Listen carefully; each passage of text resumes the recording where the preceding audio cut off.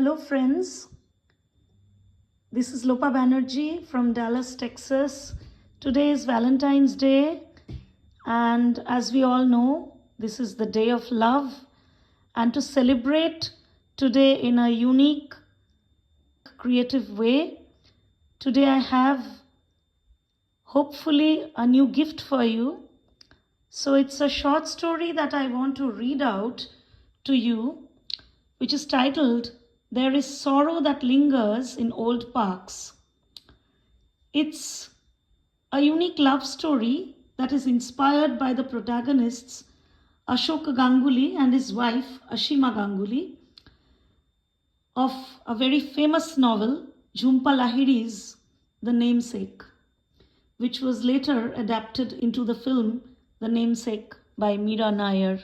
I hope you will like this short story presentation of mine. So let me start reading the story. There is sorrow that lingers in old parks. Hope you will like my story and my humble rendition. They walked along the green trail of the majestic Victoria Memorial. The light brown patches of dry mud and weeds shrieked under their feet, crunching, letting them know of their existence alongside the opulent greenery. Was it the same park which she visited spuriously, tempted by the easy banter of her friends in college in the late 1960s? The Kolkata which was burning, seething with the rage of unemployment, fascism, and the need to free speech and dissent, with the baggage of uncertainty looming large over their shoulders.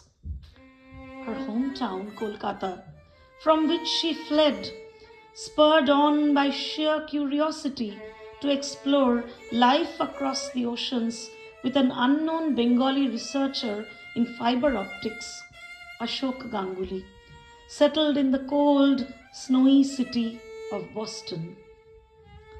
For years, they had walked the baby steps of domesticity in that faraway land of whom she never heard before her betrothal.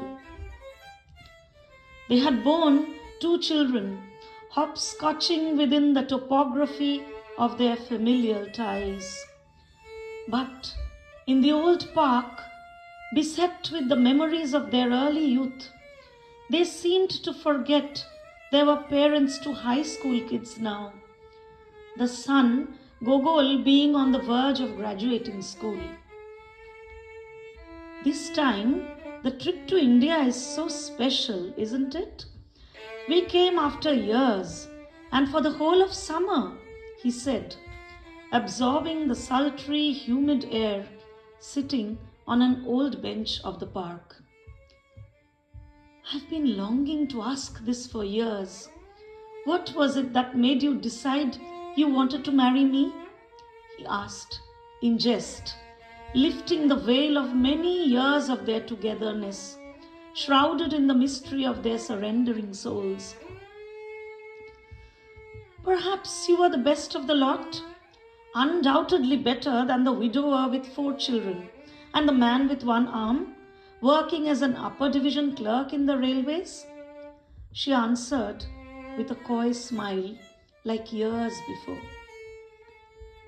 And yes, also because I liked your shoes. I even wore them secretly when you came to see me that day, remember? With your parents and relatives? She confessed, giggling like a child. And yes, he giggled with her too. The birds around chirped in unison. All these years you haven't told me you loved of all things my shoes. Do you want me to say I love you with a peck on the cheek, like the Americans? They giggled again, childlike. The baggage of simple truths hung around them as they strolled along, curtly holding hands. Simple truths like their son Gogol being disgusted with 2 names, the nickname Gogol, and the official name Nikhil, which he discarded eventually, only to adapt to it later. But did he adapt to it really? Truths like their daughter Sonali or Sonia choosing to put the dollar bill in her mouth on the day of her Annaprasan, rice-eating ceremony. Sonia, who remained a true American in her heart.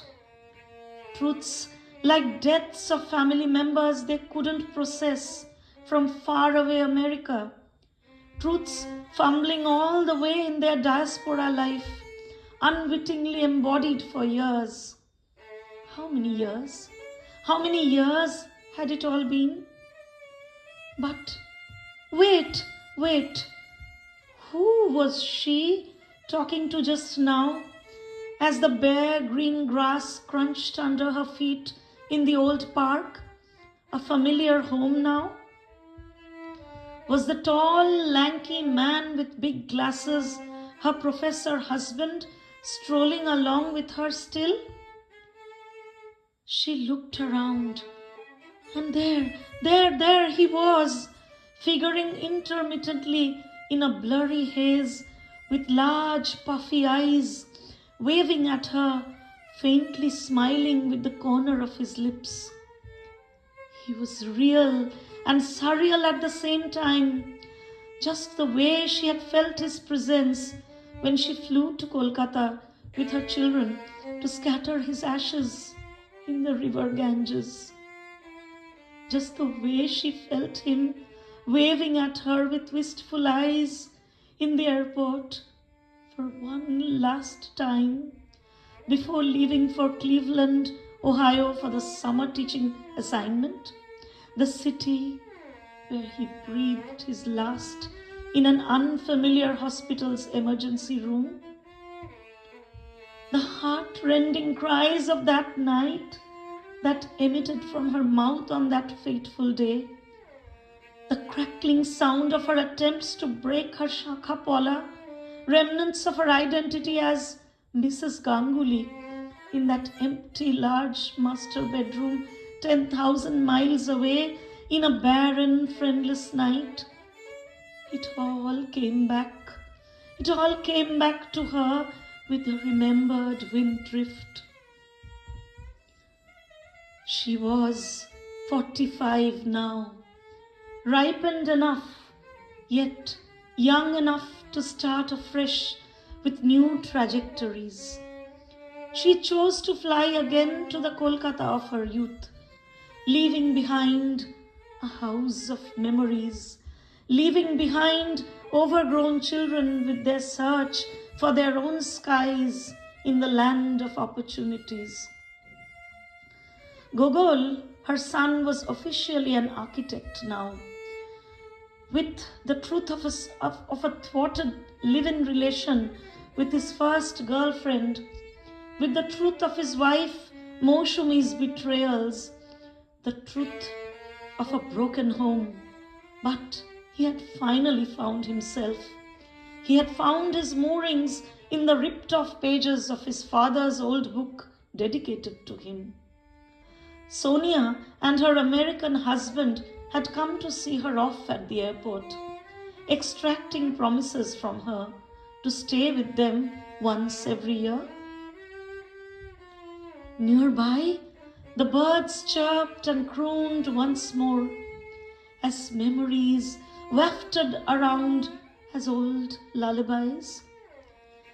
There was an inexplicable feeling of joy and sorrow lingering in the old park of Victoria that filled her conscience right then. The sorrow of the distance between Ashok and herself, which she couldn't swim across.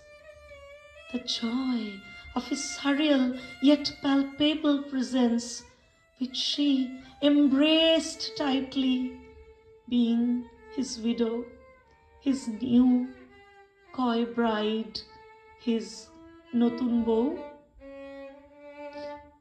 So this was my short story, inspired by the beautiful, beautiful memorable novel, The Namesake by Jhumpa Lahiri. Thank you all for listening to this very humble short story rendition of mine. Wishing you all happy Valentine's Day. Stay in love. Stay blessed, you all. Thank you again.